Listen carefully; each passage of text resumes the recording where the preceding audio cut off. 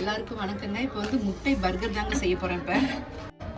இப்போ என் குழந்தைங்க கேட்டாங்க, நீங்கள் ஞாயிற்றுக்கிழமை லீவா வீட்டில் இருக்கிறாங்க, அதனால் பர்கர் கேட்டாங்க.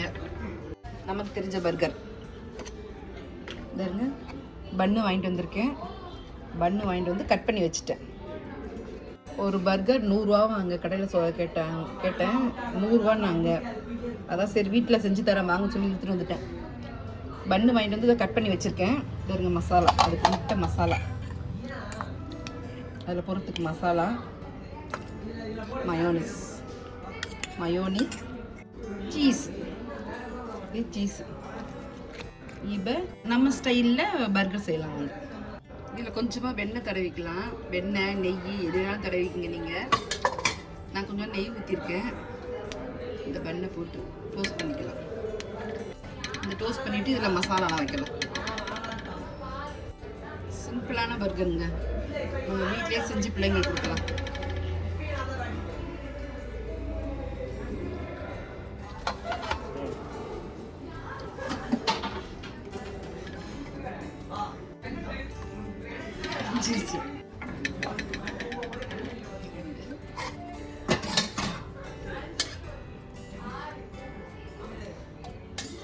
நமக்கு தெரிஞ்ச பர்கர் சிம்பிளானங்க.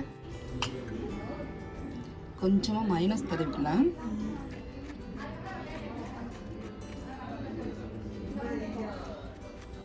ரொம்ப வேண்டாம், கொஞ்சமாக தடவிக்கிங்க. அப்புறம் இந்த முட்டை மசாலா,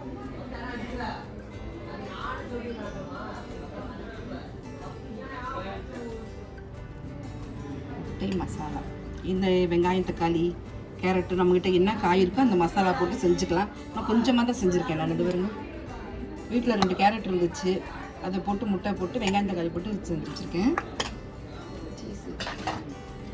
சீஸு எடுத்தாச்சு, கவர்லேருந்து எடுத்தாச்சு. இந்த மசாலா வச்சுருக்கோம்ல அது மேலே இப்படி சீஸ் வச்சுருந்தேன்.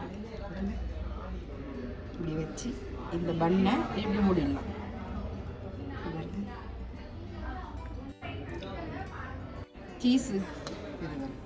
சீஸ் வச்சாச்சு. வச்சதுக்கப்புறம் இந்த மேலே உள்ள பன்னுலையும் கொஞ்சோண்டு இந்த மசாலா வச்சுக்கலாம். நம்ம இதை வந்து அப்படியே இப்படி க்ளோஸ் பண்ணிடுங்க. க்ளோஸ் பண்ணி நம்ம குழந்தைங்களுக்கு கொடுங்க.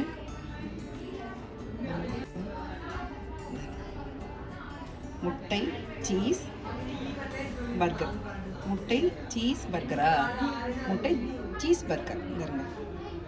இது வீட்டில் செஞ்சதுங்க. இது சிம்பிளானது. இது